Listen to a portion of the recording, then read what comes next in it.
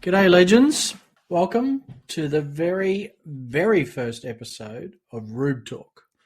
Cubic Rube, it's our podcast. And for this first episode, we're going to be talking about integrated strategy. So hashtag integrated strategy. You're going to see a fair bit about that. And this is coming from us at the group here at Cubic Rube. Awkward, unsophisticated, unlocking value. That's our motto. So let's get on with it. Let's talk about what our goals for this session is today.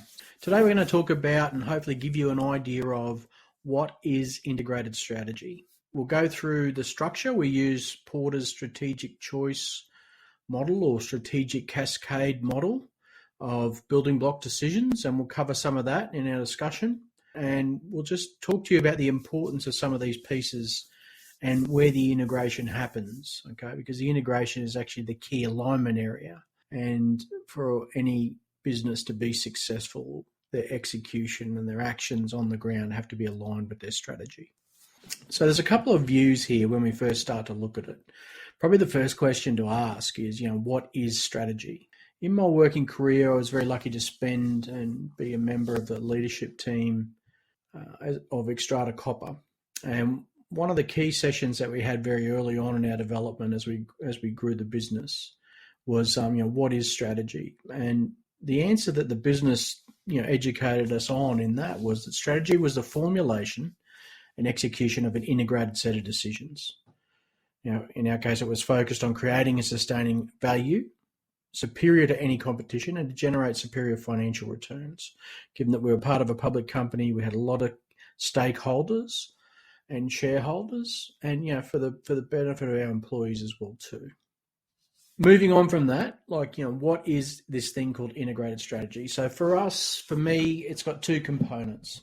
It's got a business strategy and an organization strategy. So your business strategy is, where your business wants to go, your aspirations, where you're going to play, and it defines which markets the business is going to play in, but it also talks about how you're going to win in your chosen market and what that looks like.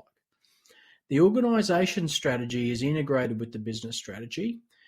It focuses around this question of how business will win in our chosen market, and it looks at how we're going to organize ourselves to successfully execute our strategy. It looks at, if we're going to win, what are the capabilities that are needed to win, right? And then underpinning the capabilities is what are the systems that are required to enable these winning capabilities. Okay, so just a couple of key discussion points. Being a podcast, it's a bit hard to get visual, but we'll have copies of the integrated or the strategic cascade model or choice model. Let's just call it the strategic choice cascade model. Come on, Marky, let's get it right. It's a model that was developed by Michael Porter's group at the time, and we've used it for quite a long time. And I have to admit that we were lucky enough with Xstrata Copper where they brought this concept to us and it was well embedded and we were well educated in how to use it, what it meant, and what it took to sort of execute things. It stayed with me, and it's often been a reference point for me when I've been in other businesses, and when you find something's going wrong, you can see that there are a number of causal effects or a number of distractions from where your focus should be. And invariably we find that those are taking over the business and you're losing focus on where you need to go. Now, that's a lot about your personal mindset. That's a lot about the business's mindset, and it's a lot about your focus. There's some really obvious, relevant quotes that Michael Porter's made around strategy, and you see some of it published by some of us in our social media. So strategy is a choice. You can't be all things to all people. So Michael Porter says strategy is a choice. Strategy actually means saying no to certain kinds of things. Strategy 101, so keeping it simple, is about choices. You cannot be all things to all people. So you've got to deliberately make some decisions. You're going to make choices, trade-offs, and in some cases, you're going to actually choose deliberately to be different. That's the focus and the mindset for how you need to approach this. If you try to be all things to all people, you're going to get distracted. Okay, you're going to perform at best on an average basis in too many spaces rather than focusing on where you want to be, what your aspirations are, where you're going to play, and executing to win. Talk a little bit about winning later. That'll lead into a brief discussion on how you should focus there. All right, so let's move on to the actual strategic choice cascade model itself. It's made up of 5 what we call building block questions. Building block questions are an interesting sort of part of this model. Okay, so they sort of have to be an integrated cascade of decisions. So they can't be independent of each other. All right. So these building block questions, it's going really well, this first podcast, isn't it? And there's 5 of them in the strategic choice cascade model. They must also support the alignment and objective of the goals across the business and department. They've got to have actionable planning outputs and outcomes, which the business and its departments will use as input to formulate their strategic plan. This strategic choice cascade model we're going to call integrated strategy. So there's 5 questions. So if you start at the top, the first question is, what are our aspirations? This can be a range of things. This can just be your why. Okay, you got people that do mission, vision, values. They do purpose. You could have numbers in there. You could set goals. Okay, I think I just want to caution you on setting a financial goal, because all you're interested then is money. You actually got to think about the difference that the business is going to make. And sure, you need a commercially sound model behind everything, and we'll come to that when we address the question of what it takes to win in our chosen markets. Your aspirations could simply just describe what it means to win. It can include your stakeholders, it can reference your risk appetite, and it can refer to your no choices. But I think you're probably better off making it a statement about where you want to be, how you're going to impact the world, what you want the business to achieve. And it has to be compelling, right? Because if something's boring as batshit, is anybody going to seriously engage in that business strategy if you're driven by being something that nobody's aspiring to be? So test it, make sure it's compelling. That's critical. The next question in the cascade model, stepping down from what are our aspirations, is where will we play? Okay, so this is referring to where our aspirations are going to be achieved. So it's talking about where we want to compete, who we want to serve. You can talk about geography, locations, customers, different industries, what products you're going to sell, the services you're going to provide, different market segments, or you might only want to specialize in a part of the value chain. It's also a strategic choice where you do actually consider if there's a playing field or a particular space that you've been playing in, that it's going to be time to exit. Could be product life cycles, or it may be a new playing field that you want to enter. You have to be clear on your where, but also this is the time to start being clear on your no choices. So this is not where we're going to play. Whatever you list in here about where you're going to play, that's where you're to stick to. Don't dabble, don't drift out of the focus area. Focus on it. Be clear on your where, make sure everybody understands, and make sure that everybody else sees that the business is focusing on that. There's nothing like if somebody says they're going to do something and then all of a sudden you stand there and they're not doing it. You're sitting there thinking, well, what the hell are we here for? This is a key place for us to walk the talk once you've got your strategy laid out. So the next integrated strategy building block is, and this is the key integration point for your integration strategy. So this is the last question in our business strategy. First being, what are our aspirations? Where will we play? The third is, how will we win in our chosen markets? So it's about how we're going to achieve our aspirations, but it's specifically about how we achieve them, where we're playing. So this is a really interesting section, because this is the choices that when you make the decisions around this question, they're going to be the linchpin for how you organize yourself and you develop your organizational strategy to win. Can include your value proposition to customers, how you're differentiating yourself or your services or your products. It can be what your competitive advantage is that's going to be required to win or will actually allow you to win. It should include funding, profit, and sales tactics. If you're in a business where you are selling a service or there's some commercial outcome that you're delivering, it's going to be important. You should consider things like innovation, your strengths, structures, efficiencies, and performance. And you might actually consider the legal configuration or the company configuration, so stakeholders, partners, mergers, and again, acquisitions or exits, linking back, and you can see this integrated link back to where we're going to play. It's about also being clear on what we're going to accept as our level of performance and what we're going to focus on as our level of performance. Again, it may not need to be the headline, but you have to be clear on your no choices from here on in. If you're going to focus on these are the 4 or 3 items that we need to make sure we are being successful at on how we win in our chosen markets, that's where you've got to focus. Don't be distracted by any, distractions for want of a better word, but the day-to-day email dramas that come through, spot firefighting, that happens way too much these days. I'm sure all of you know about that. Email, sometimes you might have to learn how to manage that email because it can be so distracting when it just comes in. Particularly more difficult or more challenging, I find, for when you're working as a global employee. There's a lot of stuff that can happen while you're sleeping and you spend your morning catching up. So that concludes the 3 key building block questions around your business strategy. So that's what are our aspirations, where are we going to play, and how we win in our chosen markets. Now, on this point of how will we win, I'm just going to digress a little bit and refer to a thing called the hedgehog concept, which can be found in Jim Collins' book, Good to Great. And he does an endless amount of YouTubes about it, and it's quite a simple concept.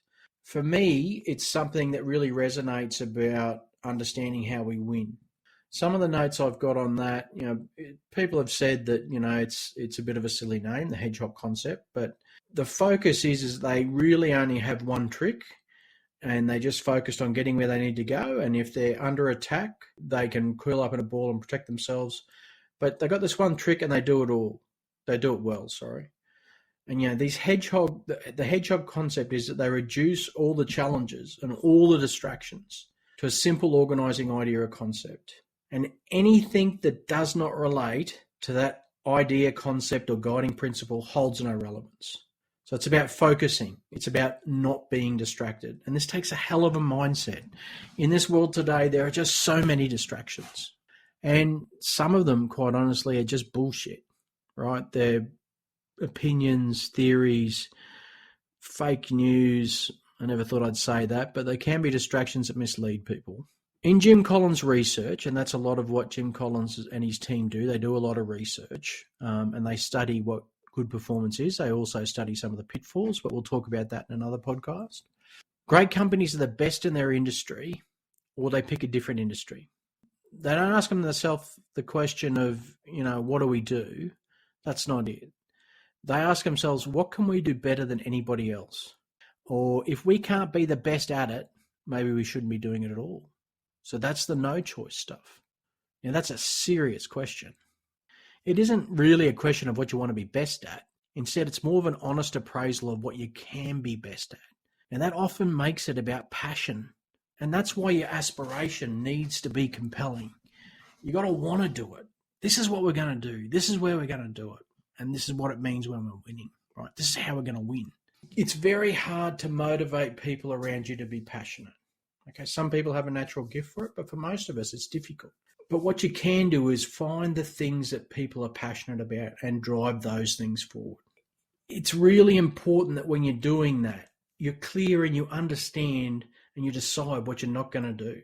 So if we pack this into this hedgehog concept and it's going to focus, and there's a bit more science to picking your hedgehog, if it doesn't fit within the decided hedgehog, don't do it, period. People just got to get on board and you've got to agree with it, right? It is fundamentally important once we do this that we have our hedgehog and we identify at least one or the one key economic denominator, for want of a better word, that will drive our profit or drive our financial performance, and make sure that we establish and measure a number of KPIs around that economic driver to measure the financial performance of it. This hedgehog concept is a really powerful space to look at how we win in a very simple and high level, but very powerful. So once we understand our hedgehog or how we're going to win, and I've got to give a big shout out to Big Johnny Evans, who was a mate of mine who I've worked with at a couple of different operations for Extrata Copper. He used to say, it's not a competition, but we're going to win. And it seriously used to confuse me, guys. My Rube would really come out and I wouldn't understand it. So, from there, I think now I have a clearer picture. Once this strategic choice model came along, we're really struggling that. I think we're just going to call it the integrated strategy model. I'd take your feedback on that, please. Please put in the comments whether we just shorten it to that instead of me having to torture you guys and roll it out. So now we come to the organisational strategy. Now, the integration between the organisational strategy questions and the business strategy questions is this how we win in our chosen markets. And it has to be, because this is your key part of organisational alignment. If you believe this is what we've got to do to win in the chosen markets and achieve what our aspirations are, where we're playing, and then you go and bring in a bunch of capabilities into the business and then underpin that with a bunch of systems that aren't aligned with doing it, what are you doing? You're wasting your time. You're wasting your resources. Our ability to translate strategy into action is a key focus area. It's one of the key things that a business has to get right. Strategy execution is critical. Now, we're going to have a little bit of a value series later, but one of the reasons why it's critical is when you have these barriers to execution of your strategy, and it can be how, are you actually organizing yourself and focusing on and aligning the business with where it wants to be going? When you have these barriers that interfere with that, it means that you're leaving value on the table. You're pissing money up the wall. That's probably too hard a language for this podcast, but I'll take your feedback for future references as well. Please just throw something in the comments. But it's leaving value on the table. One of the big things in history when you look at Xstrata was how successfully it grew over a period of time. And there was a number of gentlemen at the Xstrata level that were, I think they probably redefined what it meant to do deals in some of the markets. Mick Davis, who was our CEO for a long time, through an immense amount of growth, had a saying where he sort of talked about, think big, okay, but look small. And it was about not leaving any value on the table when you look small. When it comes to strategy execution, the more barriers you've got, the higher your percentage of lost value is going to get left on the table. It's critical, people, critical. Considering that, once we know how we're going to win in our chosen market, so how we're going to achieve our aspirations, where we're playing, we need to understand and ask ourselves the question, what capabilities must be in place to win? So this is our capabilities required to win in our chosen markets, where we play, and to achieve our aspirations.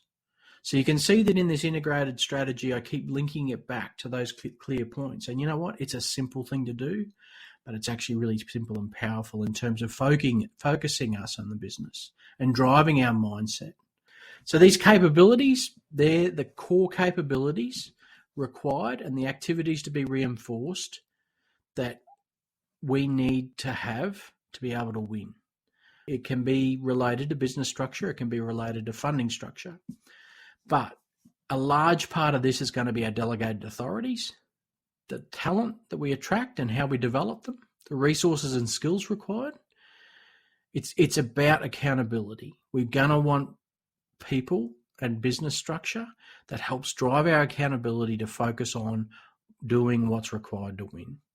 There's a good part in here around culture where it's the right people in the right roles doing the right work. Accountability is key when it comes to the capability. And if you get the wrong capabilities in your business, that's another execution barrier.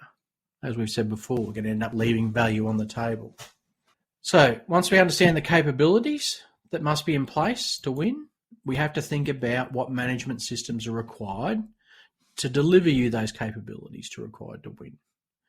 Okay, so it's the systems that will deliver you the capabilities required to win in our chosen markets where we play to achieve our aspirations. You should always keep linking this back. And this is a good way to test whether the system that you're thinking about or even the changes that you're thinking about making to your system are the right ones to make. Okay, there's a lot of good people out there who get a little bit misguided about change for change's sake. It really consumes a lot of time, and that's probably time that should be spent focusing on what it takes, on how we organise ourselves to play and win. And if those changes don't do that, don't do them. Simple as that. You've got to be strong about that. So in these management systems, it could be key people policies, right? Safety, recruitment, development, leadership development, teamwork. It could be the key remuneration and retention. Then there should be key measurements. So, defining our success. What's our reporting and planning? What's our performance reporting? What's our pricing? It might be key technologies and data and interfaces. But again, there's a really great part of the Jim Collins Good to Great that looks at IT or this technology stuff, depending on which business you're in, should be used to be as an accelerator of momentum for your business. It's a cliche, but there's too many people go to a presentation and they think a system's going to be good and they're going to invest all this money in this system. But you've really got to focus on what that system does and how it supports your choices. Does it deliver the capabilities? Does it help us to win? Is it going to help us focus on where we're playing? Is the outcome in the long term going to deliver our aspirations to us? So this is the key part. This is the fifth question on the bottom of the integrated strategy model, and it's about this is a key part where we start organising to play and win. I think the capabilities one is actually very, very critical in terms of getting the right people. And again, I'm sorry I don't want to harp on the good to great with Jim Collins, but there is quite a groundswell in there that looks at getting the right people first. So, that's your organisational strategy component. So this business and this organisational strategy, to be successful, must integrate around that question of how will we win in our chosen markets. Okay, this is where I want to wrap it up. Thank you for your time today. I probably waffled way too long. I'll try and keep these a little bit shorter in the future. So just summing up, we just went through what the integrated strategy model was. It's based on Porter's strategic choice cascade model, which is a series of key building block questions. We talked about the integrated part, and I've given you a bit of an insight into my views on the critical importance of alignment and making sure that we're focused and your integrated strategy is working. So I thank you for your time today. I look forward to catching up with you again, and hopefully looking forward to making some of these podcast interviews with different people and different topics. And if there's a particular topic that you would like us to try and cover in this, please throw it in the chat or the comments, and we will do our very, very best to get back to you. So signing off for today on Rube Talk, episode number 1. And as we say, work hard, play harder, be safe. Life is for living. Go get it. G'day, legends. Welcome to the very, very first episode of Rube Talk. Cubic Rube, it's our podcast. And for this first episode, we're going to be talking about integrated strategy. So hashtag integrated strategy. You're going to see a